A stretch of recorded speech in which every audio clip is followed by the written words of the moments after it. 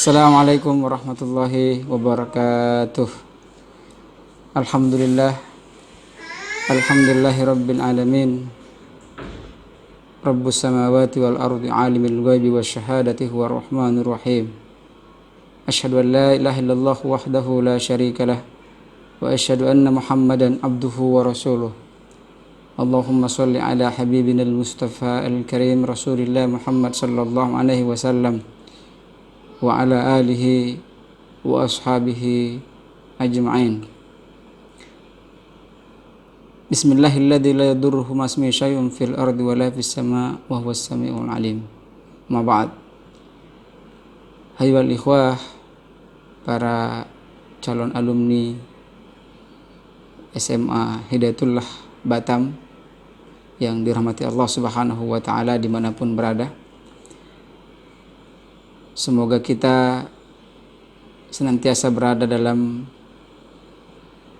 penjagaan perlindungan Allah Subhanahu wa taala, sehat wal afiat, dan semoga dengannya juga kesehatan kita bisa pergunakan dengan sebaik-baiknya. Begitupun waktu yang Allah titipkan kepada kita, semoga juga kiranya menjadi kesempatan kita untuk senantiasa menambah amal-amal kita. Ayo ikhwah, para calon alumni SMA Hidayatullah yang berbahagia dimanapun berada. Pada kesempatan ini kita akan masuk dalam satu konsep, satu sesi dari marhalah ini, yaitu surat Al-Qalam, di mana sebelumnya barangkali adinda semuanya sudah mendapatkan materi tentang bagaimana mengawali manhaj Hidayatullah, yaitu dengan Al-Alaq, dan tiba kita pada kesempatan ini, yaitu satu rangkaian daripada sistematika wahyu, yaitu surat Al-Qalam. Al-Qalam ini menggambarkan satu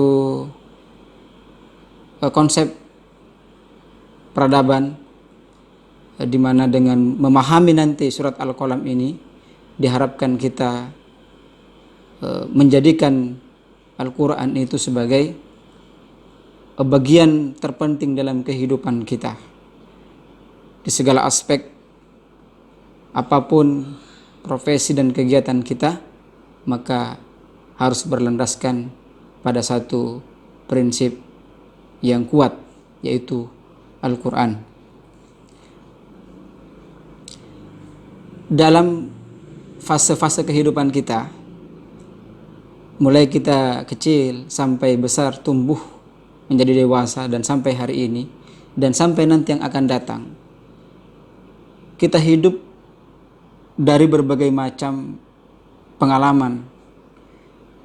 Kita hidup dari berbagai macam sesuatu, baik yang datang dari internal kita maupun itu yang lebih banyak datang dari eksternal. Kita tidak hidup secara sendiri, kita tidak hidup secara berjalan seolah tiada hal yang dapat mempengaruhi kita, apalagi mempengaruhi pikiran dan kehidupan kita secara keseluruhan. Jadi kita harus yakin bahwa kehidupan kita terbentuk oleh sesuatu. Apakah yang membuat atau yang menjadikan hidup kita menjadi terbentuk? Maka ada beberapa pandangan hidup, ya, atau beberapa bentuk yang akan menjadi atau membentuk pandangan hidup kita. Yang pertama adalah agama, di mana satu kredo yang sudah sejak awal diturunkan atau digariskan oleh Allah Subhanahu wa taala tentang agama ini. Jadi dalam sejarahnya manusia selalu akan menghadapi atau berhadapan dengan yang namanya agama.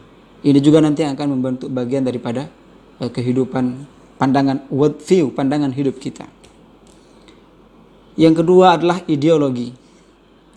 Saya tidak akan panjang bahas tentang ideologi, adinda semuanya. Yang jelas nanti adik-adik akan mendapatkan atau bersinggungan dengan ideologi. Ideologi itu kalau kita mau runut sejarahnya, maka dia berasal dari Yunani. Sekitar dia baru terkenal sekitar abad ke-17. Ya, ideologi itu bagaimana pikiran, bagaimana akan melahirkan ide, bagaimana ilmu tentang akal itu, tentang logika itu mampu melahirkan satu konsep, bahkan dia menjadi ajaran-ajaran, maka disebutlah dengan ideologi. Jadi ideologi sekarang ini perkembangannya bukan hanya lagi sebagai ilmu logika, ilmu ide, tapi juga menjadi pandangan hidup, menjadikan ideologi itu sebagai ajaran yang membentuk kehidupan dirinya, baik itu dalam personal, masyarakat maupun berbangsa dan bernegara. Yang ketiga, hal yang membentuk pandangan hidup adalah filsafat. Ini saya juga tidak akan masuk panjang lebar di filsafat ini. Yang jelas salah satu khasanah, memang dalam sejarahnya nanti Islam tidak mengenal filsafat, tapi ini sudah menjadi bahasa Arab, diadopsi, dan ini menjadi khasanah. Ingat, filsafat ini adalah bagian dari khasanah keilmuan, bukan merupakan sumber pengetahuan, tapi dia hanya sebagai khasanah keilmuan yang dalam perkembangan Islam sangat pesat sekali perkembangan keilmuannya, terutama di masa Bani Abbasiyah, di mana filsafat ini mendapatkan ruang, mendapatkan tempat di kaum muslimin, diterjemahkan seluruh kitab-kitab yang berasal dari Yunani kuno, lalu diterjemahkan ke dalam bahasa Arab, sampailah filsafat itu kepada kita. Ini juga perjuangan kontribusi umat Islam, ilmuwan, dalam mengembangkan filsafat, sehingga Barat pun bisa mengambil filsafat Yunani ini. Kemudian pendidikan, ini yang juga menjadi bagian yang akan membentuk pandangan hidup kita. Kita akan dididik di mana? Siapa yang mendidik kita? Di lingkungan mana kita akan dididik? Di kampus mana kita akan besar? Di bangku kuliah mana kita akan menerima pendidikan itu? Keluarga seperti apa yang akan memberikan pendidikan itu? Itu yang akan sedikit banyak membentuk pandangan hidup kita. Ya, tergantung dari mana, bagaimana pendidikan itu, maka begitu juga nanti akan pandangan hidup kita ke depan.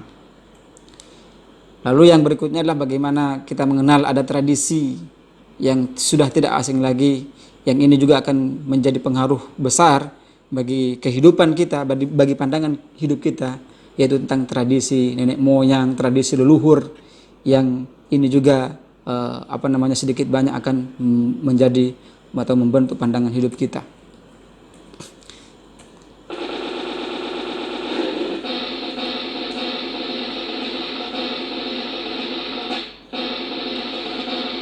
Nah, pada slide ini adik-adik bisa melihat bahwa ini adalah kerangka rekonstruksi sistematika wahyu, atau satu konsep gerakan manhaj yang didasarkan kepada urutan turunnya wahyu, sebagaimana mungkin sudah dijelaskan oleh pemateri sebelumnya.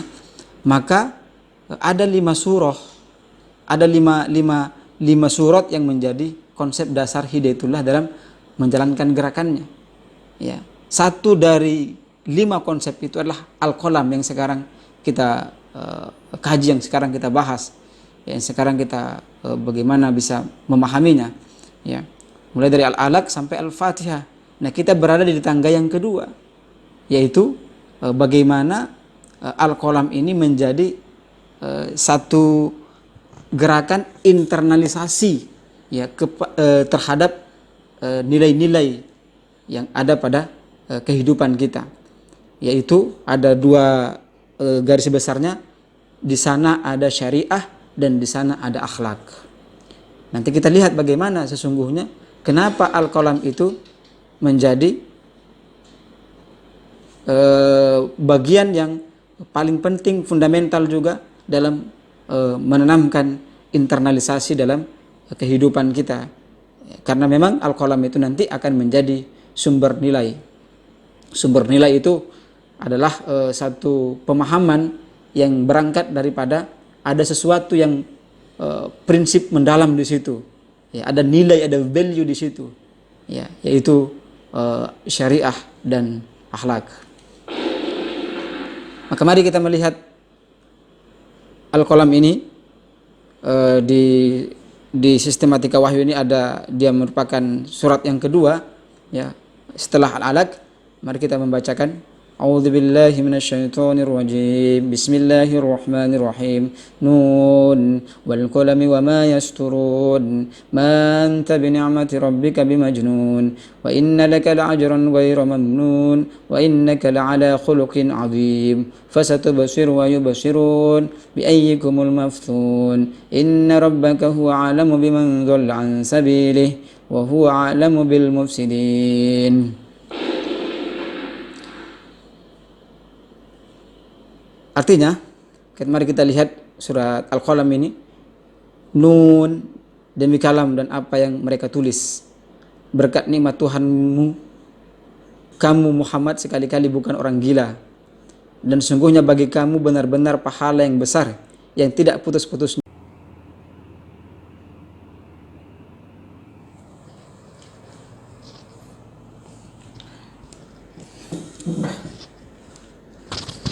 Baik, kita lanjutkan. Afwan, tadi ada gangguan teknis sedikit. Dinda, akhwat, ikhwan, calon alumni SMA peserta marhalah online. Tadi kita melihat satu arti daripada surat Al-Qalam, dan tadi sempat terputus. Nanti bisa dilihat, ya, silahkan dibuka Qur'annya masing-masing tentang surat Al-Qalam ini, ayat 1 sampai 5 atau sampai 7. Kita masuk ke slide berikutnya. Kita punya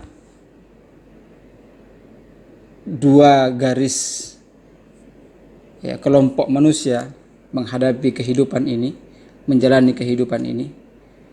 Satu adalah berada dalam ad-dinul Islam, yang kedua adalah ghairul Islam, ya, ad-din ghairul Islam. Jadi pertarungannya dalam konsep keislaman kita adalah hanya ada dua saja, yakni Islam dan selain Islam. Nah, kita punya posisi yaitu sebagai orang muslim. Nah, kita harus yakin bahwa dengan kita Islam dalam surat Al-Qalam ini, ya, kita tidak akan termasuk orang-orang yang gila. Ma anta bi ni'mati rabbika bimajnun.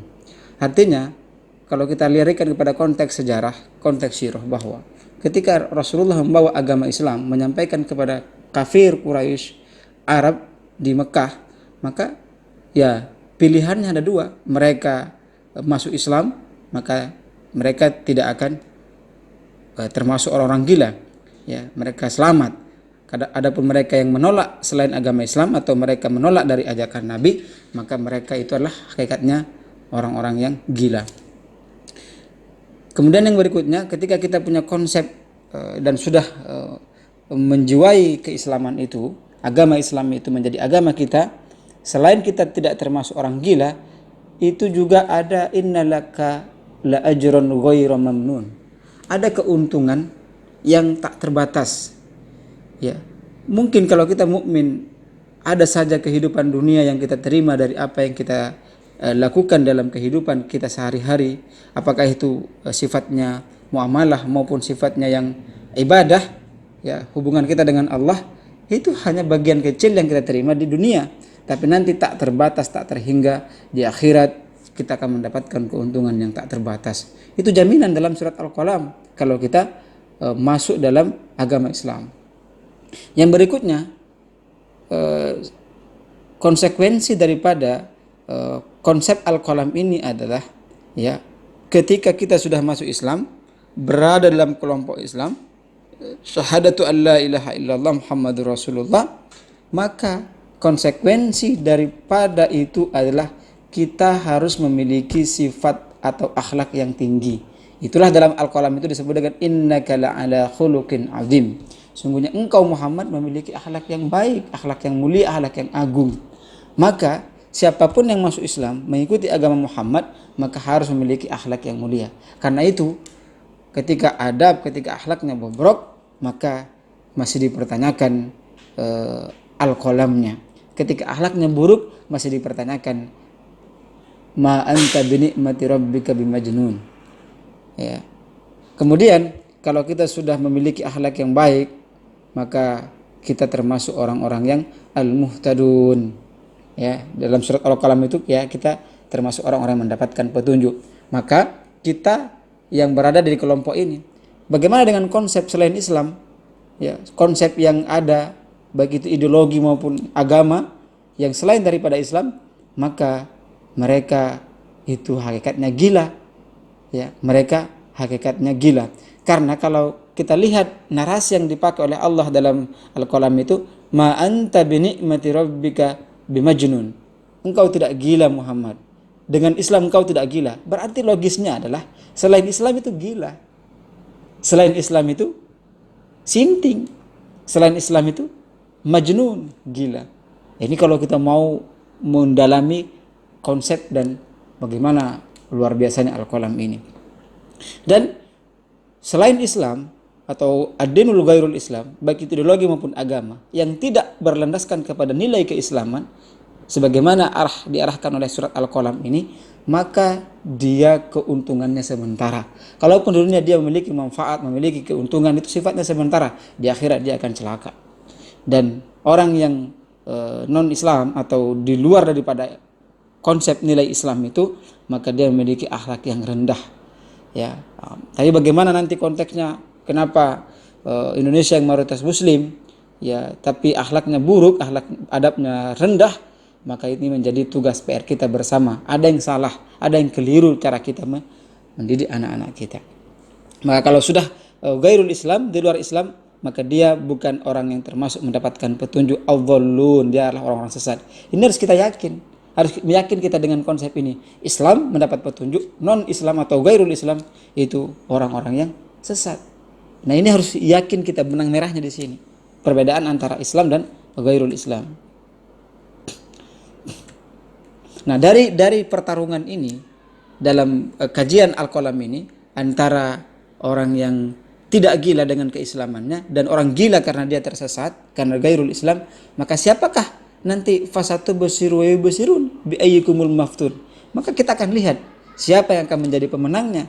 Ya, siapa yang akan menjadi pemenangnya. Nah, siapa yang akan gila dan siapa yang akan waras. Maka kita yakin pemenangnya nanti adalah dengan jaminan dari Allah Subhanahu wa taala, ma anta bi ni'mati rabbika majnun, yaitu al-Islam, ad-dinul Islam. Ayo ikhwah, pesan inti daripada surat Al-Qalam ini adalah yang pertama, antara orang-orang yang bersyahadat dengan yang tidak pasti akan berbeda. Ya, akan berbeda jalan, bersibak jalan. Bayangkan, satu tidak memiliki syahadat dan tidak memiliki konsep ketuhanan, konsep kenabian ya yang jelas, ya, maka mereka itu pasti berbeda. Adapun yang konsep keislaman dengan orang-orang yang bersyahadat, jelas konsep ketuhanannya, kemudian jelas konsep kenabiannya, maka dua jalan ini pasti akan memiliki jalan yang berbeda dan pasti juga akan memiliki cara pandang hidup mereka yang berbeda-beda. Ini konsep ini, ya. Ini prinsip. Kalau sudah tidak bersyahadat dengan bersyahadat, pasti jalan yang akan ditempuh akan berbeda. Ujungnya pun yang akan dituju nanti akan berbeda. Yang kedua, dalam surat Al-Qalam ini, perilaku seorang ditentukan oleh standar nilai. Standar nilai dibentuk oleh ilmu filsafat, ideologi, agama maupun tradisi yang dianut seseorang. Maka dalam pesan inti Al-Qalam ini maksudnya adalah bagaimana kita berperilaku, berbuat, berkata, menjalani kehidupan ini, itu akan ditentukan oleh standar nilai. Nilai yang kita bangun dari kehidupan kita itu nilainya dari mana? Dasarnya dari mana? Basicnya dari mana?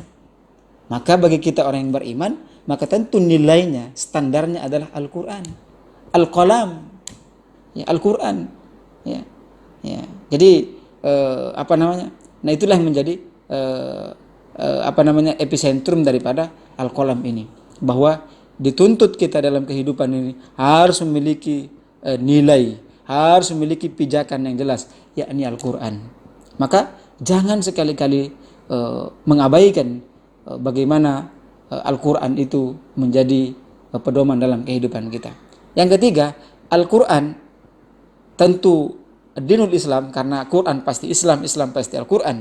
Karena begitu, tidak ada yang memiliki selain Islam, Al-Quran. Quran untuk Islam, untuk umat Islam, untuk Nabi Muhammad, ya, maka ketika disebut Quran itu Islam, ketika disebut Islam yang pasti Quran. Merupakan standar nilai setiap orang yang bersyahadat, dan sekaligus merupakan nikmat Allah yang terbesar. Dalam surat Allah, kalau tidak keliru Al-Imran, laqad manna Allahu 'alal mu'minina idz ba'atsa fihim rasulan min anfusihim yatlu 'alaihim ayatihi wa yuzakkihim, dan seterusnya. Bahwa dengan Islam, dengan Quran, ya, dengan diturunkannya kepada Nabi SAW, maka itulah menjadi standar nilai kita, ya.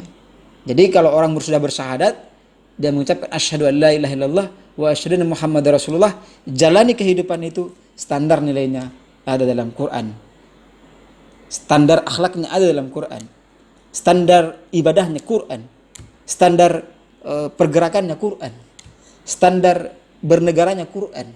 Maka jadikan Quran itu menjadi menjadi sesuatu yang memang bagian yang terpenting dalam kehidupan kita. Dialah sumber dari segala sumber, yakni Al-Quran. Maka untuk mengukur perilaku seseorang, maka lihatlah dengan standar nilai, yaitu Al-Quran. Jangan pakai standar filsafat, jangan standar ideologi komunis, ideologi fasisme dan segala macamnya, tapi lihatlah dia dalam standar keislaman atau Al-Quran. Yang keempat, jaminan orang-orang yang hidup dengan Al-Quran, ya, ini nih teman-teman yang berbahagia, kalau kita menjadikan Quran sebagai kehidupan kita, menjadi panduan kita, menjadi dasar pandangan hidup kita, menjadikan Quran worldview kita, maka ada 3 jaminannya. Yang pertama, kita tidak pernah akan menjadi orang yang gila, ya. Kita tidak akan pernah menjadi orang yang gila, karena standar nilai yang ada dalam Quran itu pasti hak. Kalau kita hidup berquran, pasti kita akan hidup normal, akal sehat kita akan terjaga, spirit kita akan terjaga, ya. Dimanapun kita berada, di kampus manapun kita berada, kalau Quran menjadi standar kita, maka insya Allah tidak akan gila kita. Tapi kalau sudah melenceng, Quran dilupakan, nilai-nilai Quran, konsep Quran dilupakan, yang diambil nilai-nilai barat, filsafat, kemudian pikiran-pikiran yang bukan berasal dari Islam, dan dia bertentangan, maka kita nanti pada akhirnya nanti akan menjadi orang gila. Maka jangan jadikan diri kita sebagai orang gila dengan melupakan Al-Quran, meninggalkan Al-Quran. Sebaliknya, Quran harus menjadi pegangan hidup kita. Yang kedua, jaminannya kalau Quran menjadi kehidupan kita, ya, menjadi karakter kehidupan kita, maka dia akan menjadi akhlak yang tinggi. Makanya Nabi Aisyah ketika ditanya, bagaimana akhlak Nabi? Maka Aisyah menjawab, akhlak Rasul adalah Al-Quran. Jadi Rasul itu Quran yang berjalan. Jadi kalau mau tahu bagaimana penerapan Quran itu, lihatlah Nabi. Pelajari jejak langkahnya, pelajari jejak kehidupannya, pelajari sirahnya. Maka Nabi adalah Quran yang berjalan. Maka kita heran. Makanya dalam dalam ayat itu Al-Qalam ini, ya, wa innalaka la khuluqin adim. Jadi dengan Qurannya, dengan turunnya Al-Quran, dengan dijadikan Al-Quran sebagai pandangan hidup oleh Nabi dan para sahabat, maka Allah menisbatkan kepada mereka, wa innaka la'ala khuluqin adim. Maka dengan Quran itu mereka punya akhlak yang baik, akhlak yang mulia. Maka kalau kita meniru akhlak, meniru adab yang selain daripada Islam, selain daripada Nabi, maka pasti itu akhlak yang tercela. Yang ketiga, kita kalau menjadikan Quran sebagai pandangan hidup kita, maka kita akan memperoleh keuntungan yang tak terbatas. Ya, Nabi SAW ketika menjawab pertanyaan orang Arab kafir pasti dengan Quran. Ya, menjawab tuduhan pasti dengan Quran. Segala apapun yang menjadi perdebatan Nabi, diskusi Nabi pasti dengan Quran. Baca sejarah itu, baca sirah itu. Bagaimana Nabi ketika berdiskusi dengan Abu Jahal, Abu Lahab, yang keluar bukan filsafat, yang keluar bukan ideologi fasis, bukan ideologi marxis, bukan ideologi komunis, bukan pemikiran-pemikiran yang liberal, tapi yang keluarlah Quran. Harusnya hari ini, konteks hari ini, kita sebagai pelajar, mahasiswa nanti misalnya, khususnya nanti adik-adik yang akan kuliah, jangan terlena dengan seolah pikiran itu bagus. Kalau bukan dari Al-Quran, bukan standar Quran, atau bertentangan malah, maka hakikatnya pemikiran itu rapuh. Maka nanti kita akan terjerumus. Maka keuntungan manfaat yang besar kita akan dapatkan selama Quran itu menjadi panduan atau pegangan hidup kita. Yang kelima, bahwa sejarah akan menjadi saksi akan bagaimana nanti perjalanan antara muslim dengan kafir, Islam dan negara Islam, ya nanti akan pada akhirnya akan ada ujungnya, yaitu tentang bagaimana kebenaran itu akan selalu ada dan kebatilan juga akan menjadi pantangan bagi atau hak al-haq itu. Maka kita yang muslim harus berpegang teguh dengan keislaman kita, dengan Quran kita, dengan hidup berquran kita, dan dengan itu nanti kita tidak akan tersesat selama-lamanya. Maka pesan Nabi SAW, ya, aku tinggalkan kalian dua perkara, dua pusaka. Kalau kalian berpegang teguh kepadanya, kalian tidak akan sesat selama-lamanya, yaitu kitabullah wa sunnatur rasul, yakni Al-Quran dan sunnah Nabi SAW. Jadi jaminan kalau selama hidup kita berquran, jaminannya kita tidak akan tersesat. Zaman bisa berubah, ya, zaman bisa berganti, ya, teknologi bisa berkembang sampai kapanpun, sampai puncak apapun teknologi itu, tapi ingat, Quran harus selalu menjadi pegangan hidup kita. Jadi ini banyak slide, saya mungkin sampai di sini saya akhiri mungkin kajian kita tentang Al-Qalam ini, bahwa perbedaan daripada atau proses dari Al-Alaq kemarin, ya, menuju Al-Qalam itu kita lihat mungkin kalau jelas ya tulisannya, ya, kalau Iqra itu membaca, ya, ya, adapun Al-Qalam itu menulis. Ini kaitannya, masya Allah, tidak bisa dipisahkan antara membaca dan menulis. Ketika ada membaca, pasti kita menulis. Membaca Quran, menulis Quran dalam kehidupan kita, ya. Maka ini satu proses yang luar biasa. Jadi Iqra itu bagaimana membaca, adapun Qalam itu, Al-Qalam itu menulis, Quran ditulis, dan bagaimana Quran itu sudah tersebar, ya, mushaf dan itu lah menjadi spirit peradaban kaum muslimin dari masa ke masa, ya, ditulis dan dia bisa kita baca, walaupun Quran itu memang tulisan, bukan tulisan tapi memang bacaan. Yang kedua, bagaimana Al-Qalam ini menjadi cita-cita, menjadi harapan, menjadi destinasi kita, ya, yaitu bagaimana keuntungan yang besar kemudian orang yang mendapatkan petunjuk dengan akhlak yang baik, ya, dan itu harapan kita, cita-cita kita semuanya sebagai orang beriman. Yang kedua, kalau Al-Alaq itu menuju Al-Qalam, bagaimana tentang konsepsi daripada keislaman, daripada satu pegangan, satu konsep, yakni Al-Quran, yakni Al-Qalam, ya. Kalau di Al-Alaq itu lebih fokus kepada ideologi. Nah, kemudian yang berikutnya, yang terakhir, bagaimana Al-Alaq itu kepada Al-Qalam, ya, dari tekstual, dari teks, ya, Iqra bismi rabbikal ladzi khalaq, ya, bagaimana bacalah dengan menyebut nama Tuhanmu yang menciptakan segala macamnya. Bagaimana Iqra itu merupakan tekstual dari Allah Subhanahu wa taala. Lalu bagaimana kontekstualnya, penerapannya, itu ada dalam surat Al-Qalam. Teman-teman yang dirahmati Allah Subhanahu wa taala, sungguhnya masih banyak yang terdapat dalam materi ini. Nanti bisa dibaca, ya. Yang jelas bagaimana konsep Al-Qalam ini menjadi satu gerakan, satu spirit yang dijadikan oleh Hidayatullah sebagai modal gerakan dakwah dan tarbiyah kita, di mana Al-Quran harus menjadi sumber kehidupan kita. Harus berquran. Hidup tanpa berquran, maka pada hakikatnya itu sudah kematian buat kita. Karena buat apa Al-Quran diturunkan kalau ternyata itu tidak mendatangkan efek positif kepada kehidupan kita. Karena Allah tahu dengan Quran kita bisa hidup dengan baik, hidup dengan bisa mendapatkan hidayah, hidup dengan keberuntungan, hidup dengan jaminan tidak gila, hidup dengan mendapatkan balasan yang tak terhingga. Maka Quran itulah yang menjadi jaminannya. Quran itulah yang menjadi garansi dari Allah Subhanahu wa taala.